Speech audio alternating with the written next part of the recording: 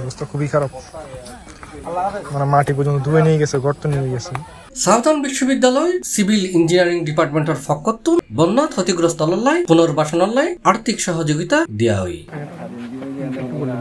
সেপ্টেম্বরের 3 তারিখ মঙ্গলবার চট্টগ্রামের ফটিকছড়ি উপজেলার নারায়ণহাট ইউনিয়ন এলাকার নাইজি এই আর্থিক সহায়তা দেওয়া হয়।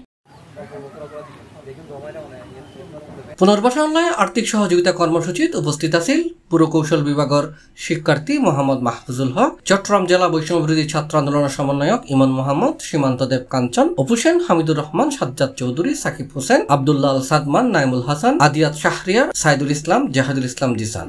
তো এটা যেখান দেখিলাম এখান খুব ভয়াবহ পরিস্থিতি। জিনাল দিয়ে ওনার মাটির ঘর আছে, মাটির ঘরে একেবারে পানির মধ্যে নিমিশ গিয়ে অন্যান্য ঘর অথবা রক্ষা করি এটা পশু হইতে শুরু করি এনে দালান কোটা জিন আছে কি অবস্থা খুব খারাপ। ওনারা এলে যারা বেশি পরিমাণে ক্ষতিগ্রস্ত হইয়ে এই বাড়িন চিহ্নিত করিয়ে এই অত্র এলাকারে এই এলাকারে আবার পুনরায় ওনারা সুন্দর পরিবেশ সৃষ্টি করিবেন। C+ চট্টগ্রাম।